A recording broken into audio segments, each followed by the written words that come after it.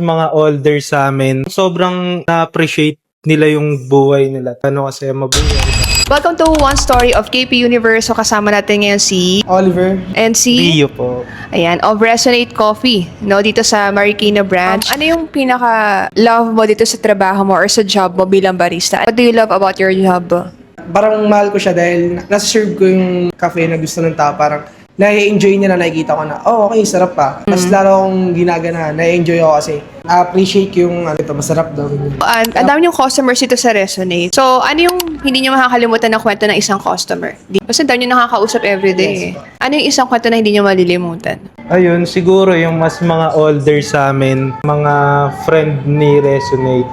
Parang ano sila, sobrang na-appreciate nila yung buhay nila. Tapos nilang kinikwento kung gaano kasaya mabuhay, parang gaano kasaya yung maraming kaibigan. Ayun. Kasi ako, nung bago ako sa Resonate, sobrang ano lang ako. Tahimik ko lang, parang pag pinansin lang ako, dun lang ako makamansin.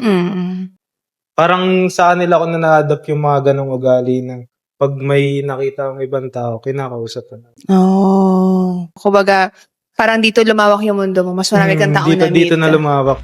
Ano yung natutunan nyo sa paggawa ng kape na maa-apply sa life lesson sa buhay? Yung pagkakalibrate ng coffee, ng espresso, ayun yung i-apply ko sa buhay ko kasi parang may times na bad shot ka, tapos parang pag inayos mo yung calibration mo or nag-adjust ka, magiging okay yung kape na kakalabasan niya. May mga bad shot na nangyayari sa buhay mo, tapos malalampasan mo din siya, magiging good shot din siya. Bad shot and good shot. Ibig sabihin parang yung timpla mo ng kape, hindi siya minsan okay. Okay. Tapos pero aayusin mo siya para maging good shot siya. Wow, may ganun pala. Bakit importante ang service tingin mo? Kaya siya importante para sa akin kasi the more na mas maganda yung service mo sa customer mo, mas the more na babalik sila. Kasi pagka hindi maayos yung service mo, ayun yung talagang hindi na sila babalik. Ay, pangit yung service niya, ayoko dyan. Masarap nga yung kape, pangit naman yung service. Ayun po. Mostly service po talaga yung hinahanap din ng iba, yung maayos na pakikisama. Ang ganda ng pagpapalaki sa inyo ng Resonate Coffee owners, no? So yun lang, thank you so much guys for tuning in sa ating video. Again, this is Christine, Oliver, and Rio.